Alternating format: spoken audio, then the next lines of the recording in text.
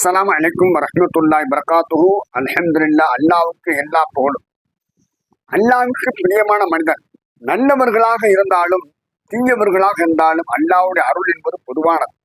நல்லோர்களின் பரக்கத்தை கொண்டு தீயவர்களுக்கும் அல்லாஹ்வுடைய அருள் என்பது கிடைக்கும். ஆனால் சில சமயம் தனக்கு பிரியமான மனிதனுக்கு அவனுடைய உதவிகளை தனிப்பட்ட முறையில் செய்கிறார். நபி ஸல்லல்லாஹு அலைஹி வஸல்லம் அவர்கள் கூறினார்கள், ஒரு மனிதன் காட்டு பகுதியில் இருக்கும்போது இந்நாளின் தோட்டத்திற்கு மழை பொழிவாயாக என்ற சப்தத்தை மேகத்திலிருந்து கேட்டார். உடனே அந்த மேகம் அங்கிருந்து நகர்ந்து சென்றது. அதனை தொடர்ந்து சென்றார். அங்கு ஒருவர் மண்வெட்டியால் அந்த தண்ணீரை தன் தோட்டத்திற்கு திருப்பி விட்டுக் கொண்டிருந்தார். அவரிடம், அல்லாவின் அடியானை, உனது பெயர் என்ன என்று கேட்டார்.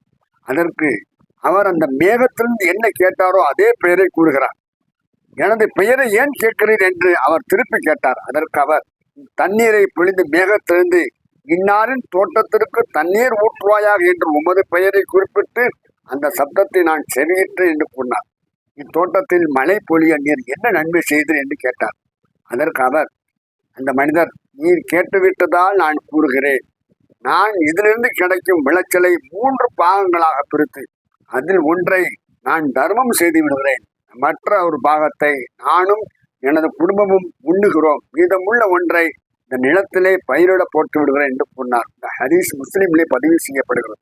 அல்லாஹ்வின் நல்லடியார்களே, இது மாதிரியான சிறந்த தர்மத்தையோ மற்றும் உடல் ரீதியான உதவியவோ நன்மையவோ நாம் செய்கின்ற பொழுது அவர் மீது அல்லாஹ்வுடைய தனிப்பட்ட பிரியம் ஏற்பட்டு விடுகிறது என்பது இந்த சம்பவத்தின் மூலம் நமக்கு தெரிகிறது. அதனால் நமக்கு அல்லாஹ் அளித்த ரிஸ்கின் மூலமாக, அதாவது பொருளாதாரத்தின் மூலமாக நாமும் பயன்பெற்று பிறருக்கும் அந்த பயன்பெறுவோமாக. ஆமீன். அஸ்ஸலாமு அலைக்கும் வரஹ்மத்துல்லாஹி வபரகாத்துஹு.